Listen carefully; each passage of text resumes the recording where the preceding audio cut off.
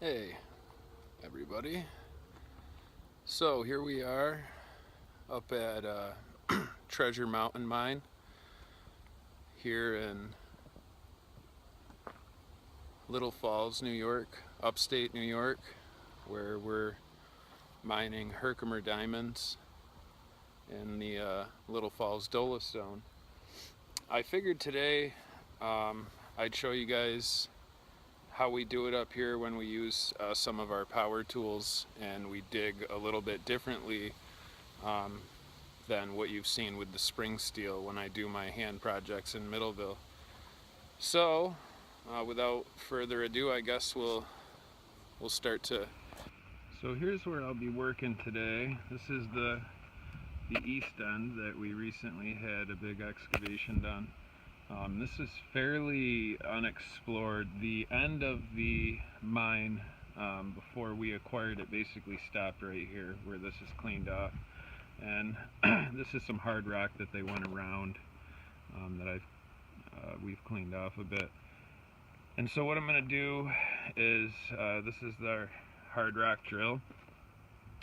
I'm going to pegboard this, put some holes in it here and there, and once I have the holes in it, I'll get out the Darda, the hydraulic splitter, and the pump, and I'll show you guys those and a little bit of how this goes, and hopefully at the end I'll have some crystals to show as well. So let's get on with it.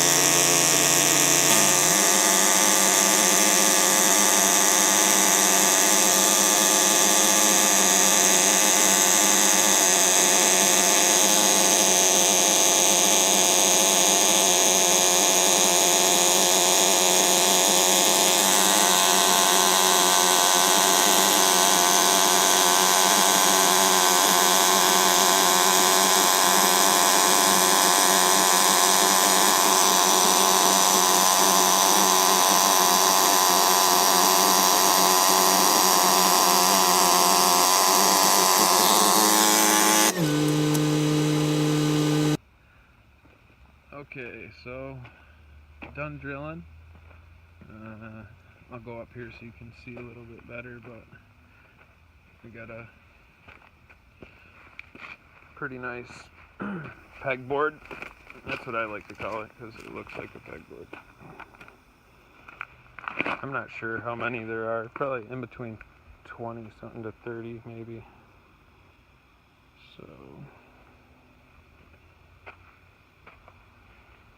and now what I like to do before we split is I usually hook up a blower to the compressor, and I'll blow all of this rock dust off here, because if you don't, it just falls down in the cracks and it kind of makes everything a bit of a pain.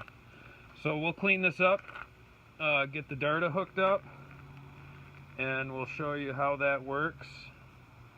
And then we'll continue splitting, and then once we've split a little bit, maybe if we hit some crystal, we'll do a little pocket reveal. Okay, so we got the site all prepped, drilled and cleaned. The Darda's out. And the way that this piece of equipment works is it runs off this compressor, which is just an air compressor. The air runs up there to that piece of equipment. That's the pump.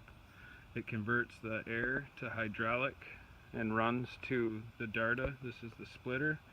And this splitter, the way it works is it's very similar to feather and wedge. And anyone who's split rock or dug in hard rock is familiar with feather and wedge. And if you're not, it's pretty basic. So you have a pin in the center that's tapered, fatter towards the top, towards the Darda, thinner down here. And then these would be called feathers, or have the opposite taper. And so what it does is it slowly pushes the center pin down in between these two feathers. It forces the rock to split, and this thing has about 400 tons of hydraulic force, which is pretty impressive. So we're going to put it to work. I will take a couple video clips of it running. It's pretty loud, so I won't do too much talking, but I'll try to show you guys the cracks kind of opening and whatnot, and then maybe I'll speed it up a little bit later on. So let's get some of this split and cross our fingers for something really cool.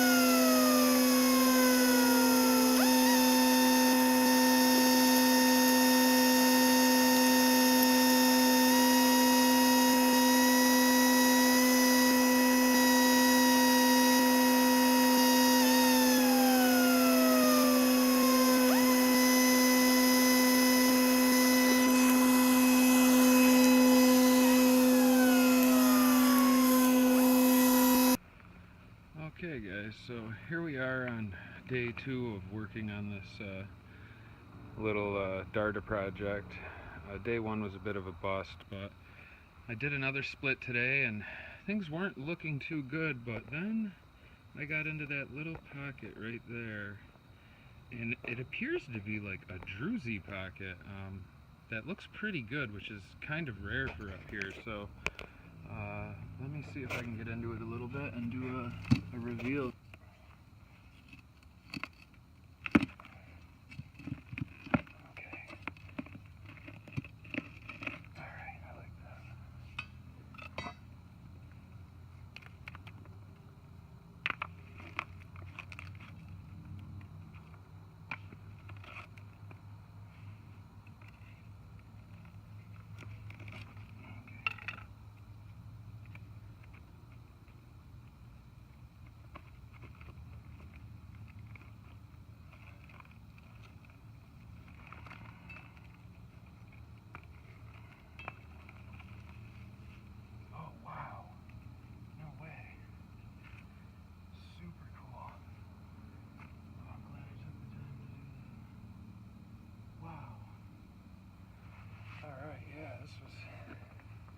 That's not half bad. I've never seen that up here. Okay. So, this little plate was laying upside down in the pocket. Here's the roof, sort of. But look at this. I don't know if those are all on matrix still. Look, here's another. I think this is another upside down plate. Oh yeah.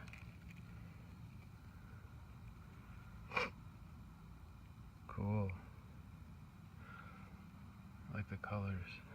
Really minerally. Let's see. Let's work this edge for. Oh, here's a little baby plate. Oh yeah, there's another one.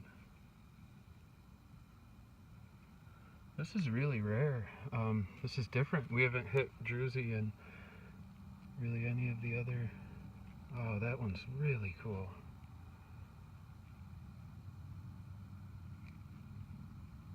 Oh yeah.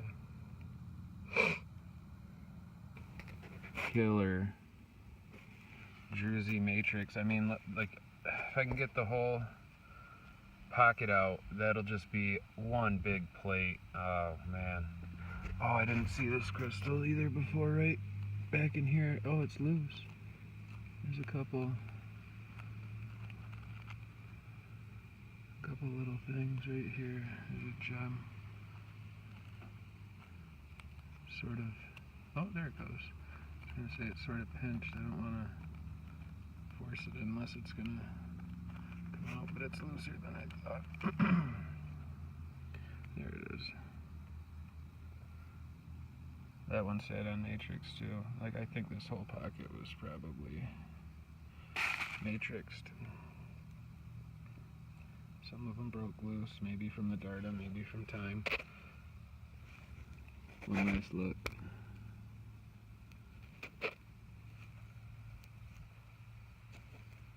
Those aren't on there, I just set them there. I wish they were in there. Some more plates. So, not too bad. Things are looking up. Okay, so here we are again, and I got this one. I was just about to pad it up a little bit so I can move around it, and I moved a rock over here. I noticed up in this pocket, I go, oh, that looks weird. It's starting to look a little drusy-ish up here again, and I pulled out a flake, and look at, there's roots in it even, but that's some druse. And then this one started having some bigger, almost looking like black drusy. Look at that. And there's another plate in here, and these ones appear to be loose. I'm gonna have to take my time, but you can kind of see right there. So bear with me as I, oh yeah, this is all, I'm not liking this. I'm gonna have to knock a little of this down. There we go. Oh wow, there's some serious plates in here. I'm gonna need both my hands, so bear with me. I'll turn this back on in a minute. Okay, so I was able to get it open a little bit more. I pulled out this drusy plate. And here you can see.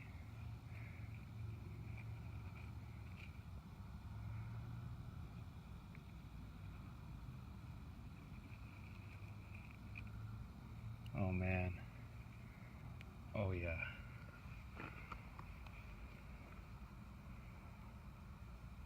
Oh yeah.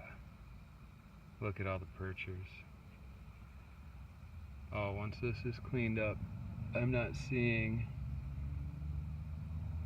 a little bit of scrapage there, but this is super clean, and I mean a perfect size.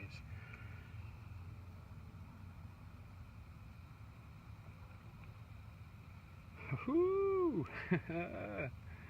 Yes.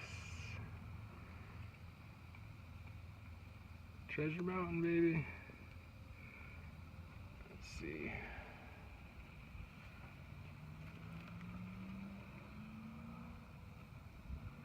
Oh, don't mind if I do. Cheers to that one.